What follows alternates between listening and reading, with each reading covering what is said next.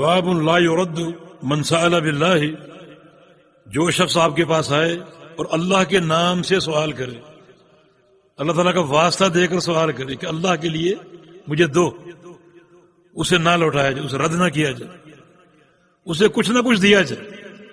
لیکن سائل کی دو قسمیں، ایک سائل وہ ہے جو چمٹ کر سوال کرتے، چمٹ کر، جن کا جو عادی قسم کے سائل، بھیک مانگنا ان کی عادت بن چکی اور ان کا پیشہ بن چکا ہے، ایسے لوگوں کو دینا ان کی حوصلہ افزائی ہے، وہ اپنے کام میں اور شیر ہوں گے اور بڑھیں گے، ہمیں مل رہے ہم اور مانگے، خوب مانگے۔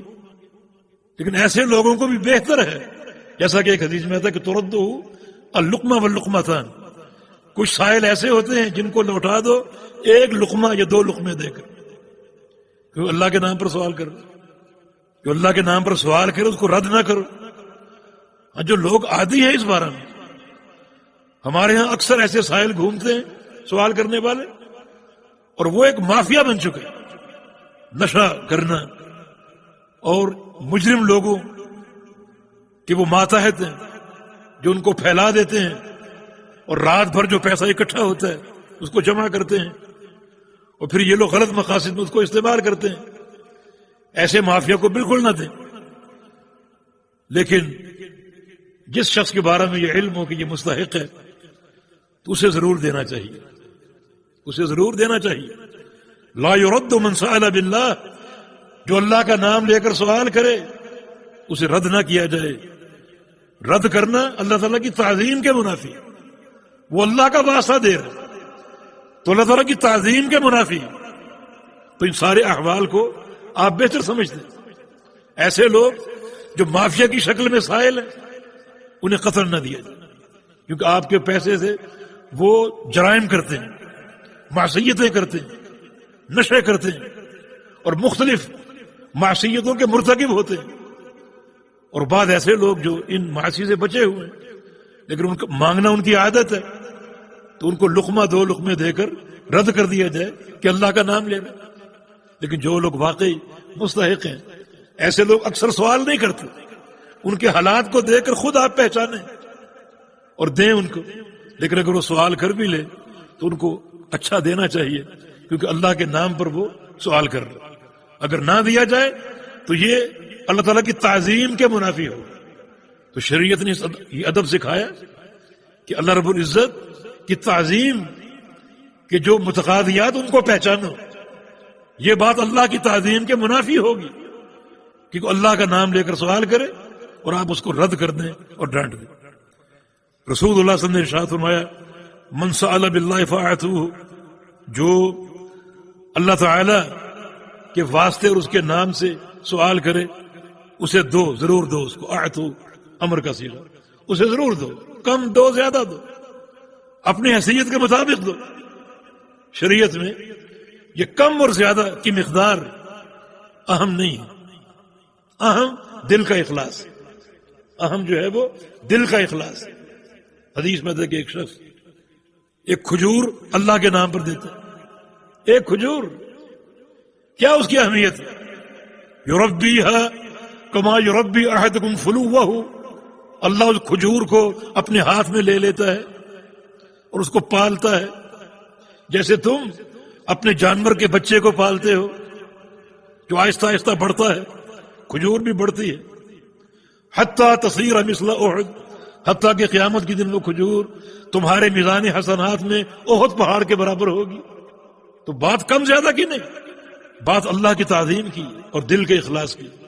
تم سے اللہ کا نام لے کر کوئی سوال کرے اس کو دو، کم دو زیادہ دو، یہ مقدار کی بات بعد کی ہے، پہلے دل کے اخلاص کی بات۔ ایک بار پیغمبر علیہ السلام نے فرمایا تھا کہ سبق درہم علی 100,000 درہم، ایک درہم 1,00,000 درہم سے سبقت لے گیا، ایک درہم 1,00,000 درہم سے جیت گیا۔ صحابہ نے پوچھا کیا تفصیل ہے اس کی؟ تو رسول اللہ صلی اللہ علیہ وسلم نے ارشاد فرمایا کل دو لوگوں نے صدقہ دیا تھا، ایک نے 1 درہم، ایک نے 1,00,000 درہم۔ اللہ تعالیٰ نے 1 درہم والے کو زیادہ اجر دی۔ وہ کیسے؟ جس نے 1 درہم دیا تھا اس کے پاس کل 2 درہم تھے، اس کی حرص دیکھو، اللہ کے ثواب کا طمع دیکھو کہ تصدق بنصف مال ہی، اس نے اپنا آدھا مال خرچ کر دیا. اور جس نے 1,00,000 دیا اس کے پاس لاکھوں دراہم تھے، بے تحاشا مال تھا، اس نے ایک حصہ نکال کر دے دیا. اس نے آدھا مال اللہ کو دیا. تو اللہ رب العزت بندے کے دل کو دیکھتا، اخلاص کو، تڑپ کو، طلب کو، اور اس کے حرص کو، اجر کے حرص کو. تو جو تم سے اللہ کے نام پر سوال کرے اس کو دے دو. اور ایک حدیث میں ہے کہ بشرطے کہ اس کا سوال کسی گناہ کے امر کا نہ ہو، کسی گناہ کے امر کا نہ ہو. وہ ایک شخص یاد آ گیا، اس نے ہم سے سوال کیا، کوئی تقاضا کیا کراچی میں. ہم نے کہا آپ کو کھانا کھلا دیتے ہیں. تو کہتا جی کھانا تو کھایا ہوا میں نے، میرے پاس شیو کے پیسے نہیں، اللہ کے نام پر دے دو. تو یہ شرط ہے اس کا سوال کسی معصیت پر نہ ہو، گناہ پر نہ ہو. جی ومن استعاذ باللہ فاعیذوہ، اور جو شخص اللہ کے نام پر تم سے پناہ طلب کرے، استعاذہ یہاں پر استجارہ کے معنی پناہ طلب کرے، فاعیذوہ اس کو پناہ دے دو. استعاذہ اللہ سے ہے، یا پڑھ چکے توحید کا یہ باب واضح ہو چکا. استعاذہ کس سے کرنا؟ اللہ سے. تو آپ سوال کریں گے کہ انسانوں سے کیسا استعاذہ ہے، انسانوں سے کیسے پناہ طلب کی جائے؟ تو انسانوں سے استعاذہ یہ تحت القدرہ ہے. ایسی چیز میں انسانوں سے پناہ مانگنا جو ان کی قدرت میں ہو، جو ان کی قدرت میں ہو. مثلا شدت کی بارش ہے اور آپ کے گھر کی چھت گرنے کا خطرہ ہے، اپنے پڑوسی سے آپ کہیں کہ آج رات اپنے گھر میں ہمیں جگہ دے دیں، اپنے گھر میں پناہ دے دیں. یہ اس کی قدرت میں، تحت القدرت. لیکن جن امور میں اللہ ہی قادر ہے، عذاب اللہ تعالیٰ کا، اللہ کے عذاب سے بچنے کے لیے آپ غیر اللہ سے پناہ طلب کریں، یہ شرک اکبر ہے، استغاثہ. تو من استعاذ باللہ، جو تم سے اللہ کے نام پر پناہ طلب کرے ایسے امر میں جو آپ کی قدرت میں آتے ہیں، تو فاعیذوہ اس کو پناہ دے دو. من دعاکم فاجیبوہ، جو تمہیں دعوت پر بلائے اس کی دعوت کو ضرور قبول کرو. یہاں بھی وہی شرط ہے، بشرطے کہ اس دعوت میں اللہ تعالیٰ کی معصیت نہ ہو، اللہ تعالیٰ کی معصیت نہ ہو. مثال کے طور پہ شراب پیش کی جاتی ہو، مثال کے طور پہ وہاں پر موسیقی چلتی ہو، مثال کے طور پہ وہاں فوٹوگرافر کیمرے لے کر گھوم رہے ہیں، تصویریں بنا رہے ہیں، جو کہ جرم شرعی ہے. تو ایسی دعوت قبول نہ کرو. اور اگر قبول کرو تو اس جذبے کے ساتھ جاؤ کہ جا کر اصلاح کروں گا، اپنے بھائی کو سمجھاؤں گا. نبی علیہ السلام کی حدیث ہے کہ حق المسلم علی المسلم 6 خصال، ایک مسلمان کے دوسرے مسلمان پر 6 حقوق ہیں. ان میں سے ایک حق یہ ہے اذا دعاک فاجبہ، کہ تیرا بھائی جب تجھے دعوت دے، بلائے کھانے پر، فاجبہ تو اس کی دعوت کو قبول کر لے. اور فرمایا کہ ومن صنع الیکم معروفا فکافئوہ، تم سے کوئی شخص اگر نیکی کرے تو اس نیکی کا بدلہ اس کو دو. فکافئوہ مکافات، اسے اس نیکی کا بدلہ دو، اسے اس نیکی کا بدلہ دو. فإن لم تجدوا ما تکافئونہ، اگر بدلہ دینے کے لیے اور مکافات کے لیے تمہارے پاس کچھ نہ ہو تو فادعوا لہ، اس کے لیے دعا ہی کر دو اور دعا کرتے رہو. حتی تروا انکم قد کافأتموہ، اتنی دعا کرو کہ دل سے یہ بات یقین کے ساتھ آپ کے سامنے آ جائے کہ آپ نے مکافات کر دی. اتنی دعا کرو. وجہ کیا اس کی؟ جو نیکی کرے اس کے ساتھ مکافات کرو، تاکہ آپ کا دل جو ہے وہ مخلوق کے احسان سے خالی ہو جائے، پاک ہو جائے. دل میں ایک ہی ذات کا احسان ہو، اللہ رب العزت کا، کہ وہی محسن، وہی احسان کرنے والا، وہی دینے والا. لوگ تصرف کرتے ہیں، دیتے ہیں، تحائف دیتے ہیں اور اس طرح کا احسان کرتے ہیں، تو مکافات کرو تاکہ برابری کی سطح پر آ جائے اور دل بندوں کے اور مخلوق کے احسان سے خالی ہو جائے.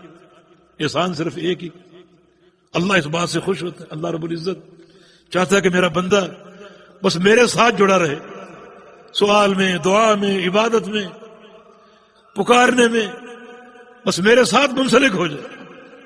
اللہ ایسا چاہتا ہے. اپنے پیارے نبی محمد رسول اللہ صلی اللہ تعالیٰ نے یتیم پیدا کیا. یتیم باپ پہلے فوت ہو گئے, 4 سال کے تھے ماں فوت ہو گئی. محبت کرنے والی بیوی تھی خدیجہ, وہ فوت ہو گئی. چچا کفیل تھے, وہ فوت ہو گئے. کوئی کم صدمے تھے, پے در پے صدمے. بیٹے سارے بچپن میں فوت ہو گئے. کیا وجہ تھی؟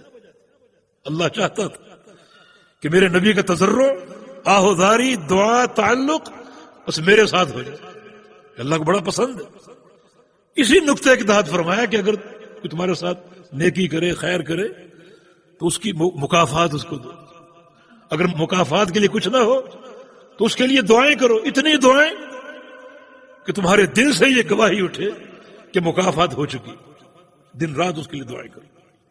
نبی علیہ السلام کی حدیث ہے کہ ان من امن الناس علی فی صحبتی و مالی ابو بکر, مجھ پر سب سے زیادہ احسان کرنے والے باعتبار صحبت کے, باعتبار مال کے کون ہے؟ ابو بکر صدیق رضی اللہ عنہ. جس نے مجھ پر کوئی احسان کیا میں نے اس کے بدلے چکا دی, بلکہ اس سے زیادہ دے کر. ابو بکر کے علاوہ وہ اتنا بڑا محسن ہے کہ اس کے بدلے اللہ تعالیٰ قیامت کے دن چکائے گا, قیامت کے دن چکائے گا. تو پیارے نبی محمد رسول اللہ صلی اللہ علیہ وسلم اس طرح مکافات فرمایا کرتے تھے, اور ہمیں بھی یہی تعلیم آپ نے ارشاد فرمائی.